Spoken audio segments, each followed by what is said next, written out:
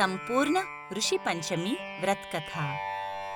श्री सिताश्व जी ब्रह्मा जी से कहते हैं, देव देवेश, अनेक तरह के व्रत मैंने श्रवण किए। अब संपूर्ण पापों को नाश करने वाले व्रत को आप कहे।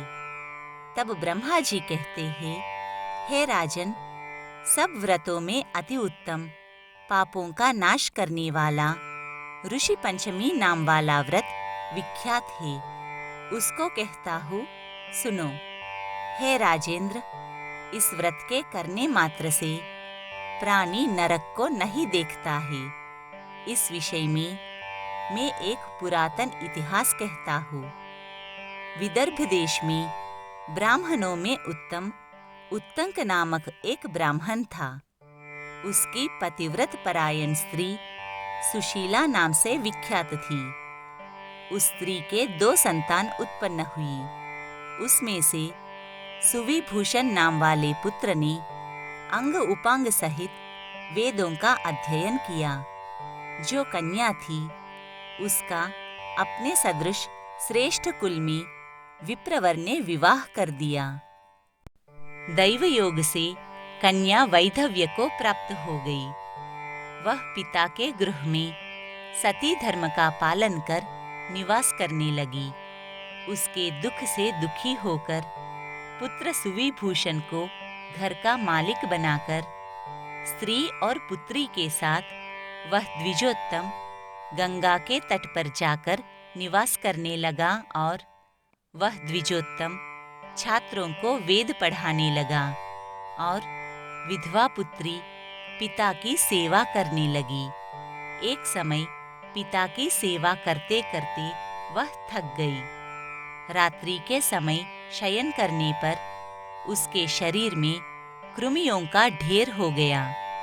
पत्थर पर उसको वस्त्र रहित देखकर शिष्य लोग उसकी माता के समीप जाकर करुणान्वित हो कहने लगे, हम नहीं जानते कि इस साध्वी की यह दशा कैसे हो गई। हे माता, संपूर्ण देह उसका कीड़ों से व्याप्त हो गया।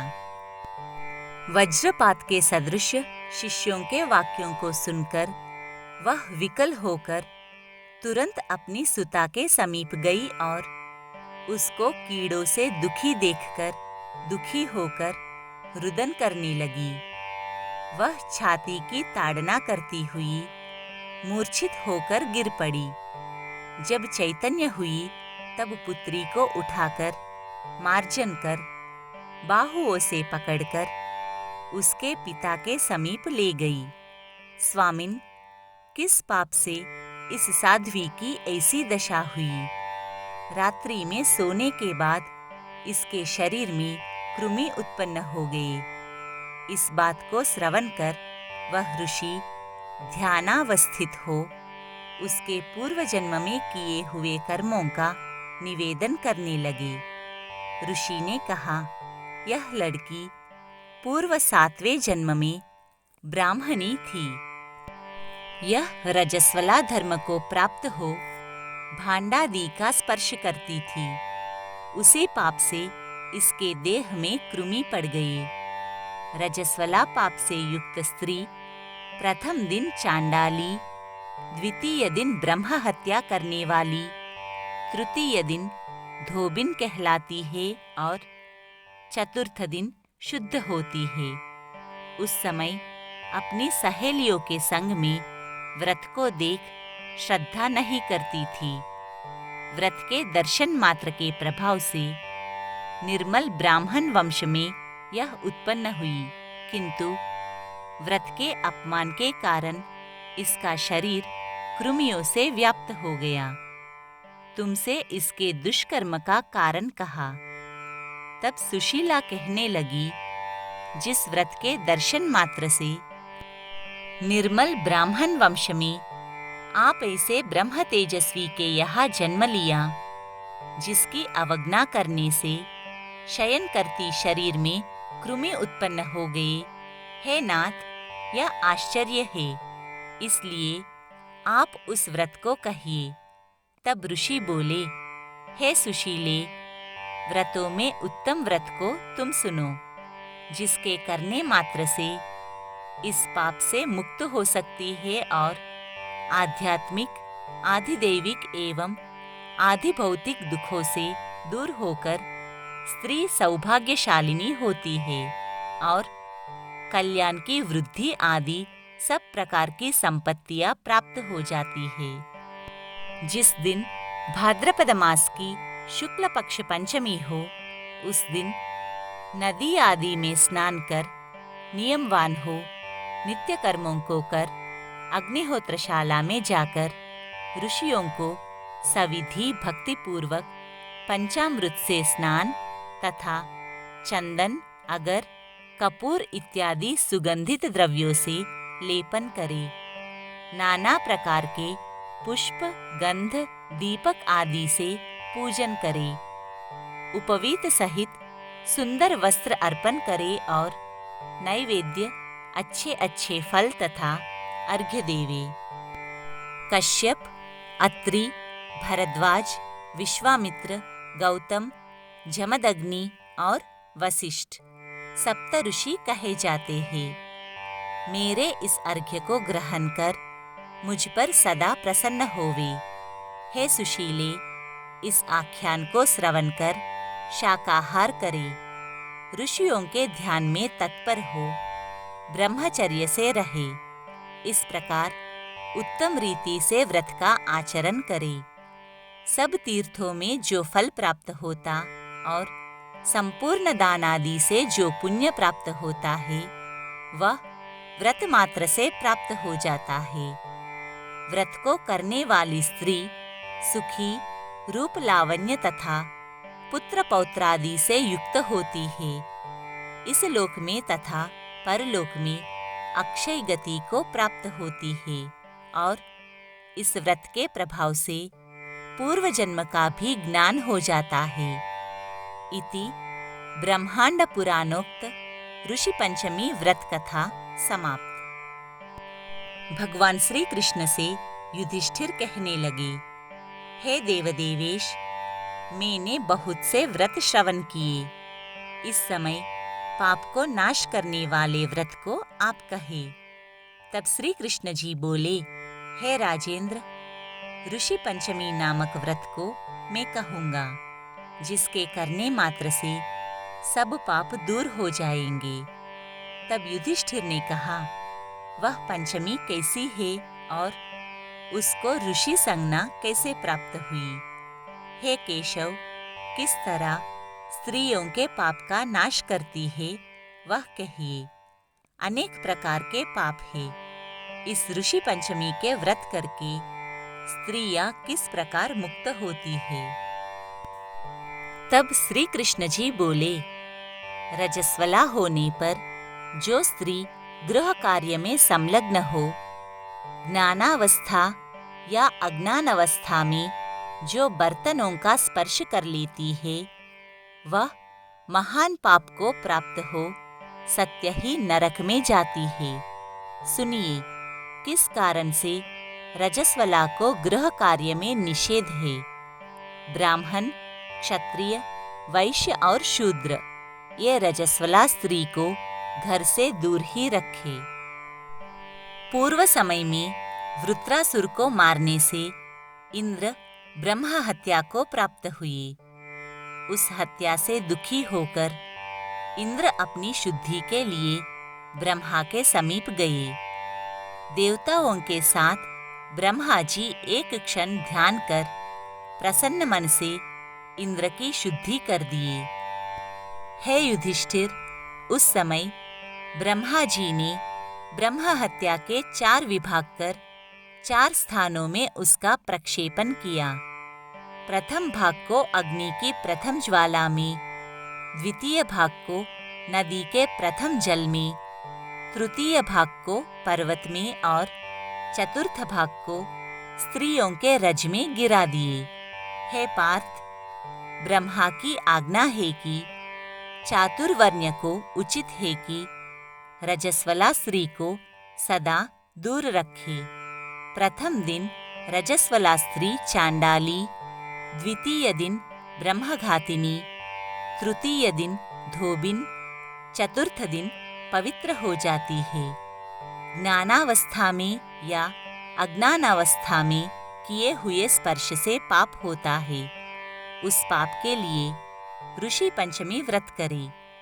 सब पापों को दूर करने वाली और सब उपद्रवों का नाश करने वाली इस ऋषि पंचमी व्रत को ब्राह्मण, क्षत्रिय, वैश्य और शूद्र वर्ण की स्त्रियां करें। इस विषय की एक पुरातन कथा कहता हूँ। पूर्व सतयुग में विदर्भ देश में एक राजा हुआ। वह राजर्षि श्येनजित ब्राह्मण आदि चारों वर्णों की रक्षा करता था। उसके देश में वेद वेदांग जानने वाला एक ब्राह्मण था। उसका नाम सुमित्र था। वह सब प्राणियों के हित में लगा रहता था। कृषि वृत्ति से अपने कुटुंब का पालन करता था। उसकी भार्या, जिसका नाम जयश्री था, वह बड़ी साध्वी, पति सेवा परायण तथा सहृद जनों की सेवा करने में युक्त थी। वह एक दिन बहुत चिंता युक्त हो सुमध्यमा वर्षा काल में दुखित मन से कार्य करती थी। एक समय उसने अपने को ऋतुमती हुई देखा। हे राजन, वह रजो धर्मयुक्त भी अपने गृह कार्य को करती रही।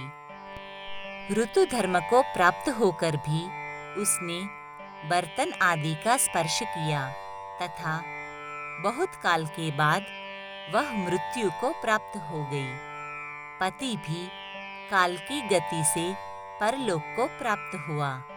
इस तरह स्त्री और पुरुष अपने कर्म के वशीभूत हो गए। उसकी भार्या जयश्री रजस्वला के संपर्क दोष से कुतिया की योनि को प्राप्त हुई और सुमित्र भी स्पर्श दोष से बेल हुए। इस प्रकार दोनों अपने कर्म के वश हो ऋतुकाल के स्पर्श दोष से तिर्यक योनि को प्राप्त हुए। उन दोनों को धर्म के आचरण से अपने पूर्व जन्म का स्मरण हुआ। अपने पुत्र के ही घर में अपने पूर्व जन्म के पाप को स्मरण करने लगे। सुमित्र का पुत्र, जिसका नाम सुमति था, वह अपने गुरु की सेवा में रत, धर्म को जानने वाला और देवता अतिथि का सत्कार करने वाला हुआ। सुमति अपने पिता की क्षय तिथि में अपनी चंद्रावती भार्या से श्रद्धायुक्त हो बोले, हे चारुहासिनी, आज मेरे पिता की सांवत्सरिक तिथि है, इसलिए आज विप्रों को भोजन कराना है, अतः तुम पाक सिद्धि की तैयारी करो। अपने पति सुमति की आज्ञा पाकर उस चंद्रावती ने पकवान तैयार किए। उस समय खीर के पात्र में सर्प ने विष उगल दिया। उस कुतिया ने यह देखकर ब्रह्म हत्या से डरकर उस बर्तन का स्पर्श कर दिया। चंद्रावती ने उस कुतिया को स्पर्श करते देख जलते हुए काष्ठ से मारा और द्विजपत्नी ने उस सिद्ध सामग्री को त्याग कर पुनः सब बर्तनों को धोकर साफ किया। तदनंतर उसने दूसरी बार पाक सिद्ध कर विधि पूर्वक श्राद्ध किया। ब्राह्मणों के भोजन करके जाने के बाद उच्छिष्ट अन्न भूमि पर गिरा। वह भी न मिलने के कारण उस दिन कुतिया भूखी ही रह गई। तदनंतर रात्रि के समय वह कुतिया क्षुधा से पीड़ित हुई। बेल की योनि को प्राप्त हुए अपने पति के पास जाकर कहने लगी, हे नाथ, आज मैं बहुत भूखी हूँ। मुझे किसी ने भी किंच मात्र भी भोजन नहीं दिया। उच्छिष्ट ग्रास तक भी न मिलने के कारण मुझको भूख बार बार सता रही है। यह पुत्र अन्य दिन तो मुझे खाद्य पदार्थ दिया करता था, आज उच्छिष्ट भी इसने नहीं दिया। इसका क्या कारण है? जब खीर में सर्प को विष गिराते हुए मैंने देखा तो मन में यह विचार किया कि इसको उत्तम द्विज भोजन करेंगे तो मर जाएंगे। इसलिए मैंने बर्तन को स्पर्श कर दिया। इससे मुझको पुत्रवधू ने मारा, जिससे मेरा शरीर दुखता है और मेरी कमर भी टूट गई है। क्या करूं? यह सुन वृषभ बोला, हे भद्रे, पाप के कारण ही तुमको दुख हुआ है। तुम्हारे ही पाप से बोझा उठाने वाले बेल की योनि को प्राप्त होने के कारण मैं भी अशक्त हूँ। क्या करूं? अपने पुत्र के खेत में आज मैं दिन भर चलाया गया। मेरे पुत्र ने ही मेरा मुख बांधकर मारा। आज मुझको भी कष्ट होने के कारण इसका श्राद्ध करना वृथा है। श्री कृष्ण जी बोले, हे युधिष्ठिर, अपने माता पिता को परस्पर बातें करते हुए देख और दोनों के वाक्यों को श्रवण कर उस सुमति ने अपने माता पिता को जानकर उस रात्रि में तत्काल भोजन कराया। हे राजन, माता पिता को ऐसी दुखित अवस्था को देख सुमति जल्द ही वन को गया। मैं कष्ट को जानूंगा, ऐसा निश्चय कर वहां जाकर परम धार्मिक ज्ञानवृद्ध ऋषियों को नमस्कार कर उन दोनों के हित के वाक्य उनसे कहा। सुमति ने कहा, हे ऋषियों, एकाग्रचित्त होकर मेरे एक प्रश्न का उत्तर दे। हे तपोधन, किस कर्म के फल से मेरे माता पिता इस अवस्था को प्राप्त हुए तथा इस पातक से किस तरह छुटकारा हो सकता है? उस समय दुखित सुमति के आर्तवचन सुनकर सब जानने वाले सर्वतपा नामक ऋषि करुणा से युक्त हो सुमति के माता पिता की मुक्ति के लिए कहने लगे। ऋषि बोले, हे विप्र, एक समय तुम्हारी माता अपने गृह में बालक भाव से प्राप्त हुए ऋतुधर्म को जानकर भी स्पर्श किया। उस दुष्कर्म से वह कुतिया की योनि को प्राप्त हुई और तेरे पिता भी उसके स्पर्श दोष से वृषभ योनि को प्राप्त हुए। इसलिए दोनों की मुक्ति के लिए तुम ऋषि पंचमी का व्रत करो। हे विप्रेंद्र, स्त्री सहित विधि से ऋषियों की पूजा कर 7 वर्ष तक व्रत का आचरण कर। तदनंतर व्रतांत में धन का मोह छोड़ उद्यापन करे तथा शाक, श्यामाक और नीवार का भोजन करे या कंदमूल का आहार करे और हल जोते हुए खेत के अन्न का त्याग करे। भाद्रपद मास की शुक्ल पक्ष की पंचमी को उस दिन मध्याह्न काल में नदी आदि निर्मल जलाशय पर जाकर अपामार्ग के काष्ठ से ओम आयुर्बलम इस मंत्र से प्रार्थना कर दंत धावन करे। मुखम इस मंत्र से दांतों की शुद्धि कर मृत्तिका से स्नान कर जल से स्नान करे। तिल और आंवले के कल्क से केशों को धोकर स्वच्छ वस्त्र धारण कर एकाग्रचित्त से अरुंधति सहित ऋषियों की पूजा करे। कश्यपोत्रिम इस मंत्र से सुस्थिर मन से सप्तर्षियों की पूजा करे। इस प्रकार ऋषि पंचमी का व्रत करने से रजस्वला के स्पर्श से प्राप्त दोष नष्ट हो जाता है। इसमें कुछ भी संशय नहीं है। श्री कृष्ण भगवान बोले, ऋषि के कहे हुए वाक्यों को श्रवण कर उस सुमति ने अपने घर में स्त्री सहित श्रद्धापूर्वक व्रत किया। सब पापों का नाश करने वाले ऋषि पंचमी व्रत को कर माता और पिता को यथोक्त फल दिया। व्रत के प्रभाव से उसकी माता कुतिया की योनि से मुक्त होकर विमान में स्थित हुई। वह दिव्य वस्त्रों को धारण कर स्वर्ग चली गई। सुमति का पिता भी मृत्यु को प्राप्त होने पर पशु योनि से छूट गया। इस व्रत के प्रभाव से वह भी स्वर्ग गया।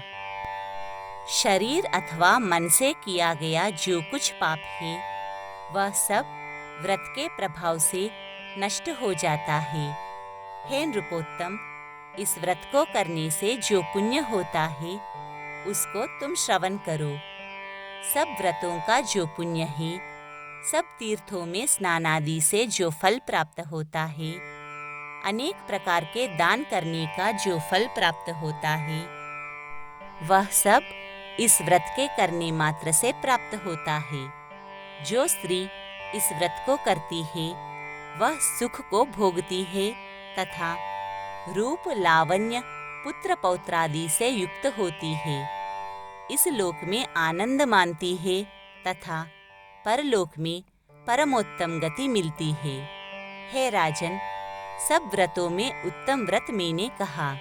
हे युधिष्ठिर, यह व्रत कैसा है कि सर्व संपत्ति वाला और सब पापों का नाश करने वाला तथा धन, यश, स्वर्ग और पुत्र को देने वाला है।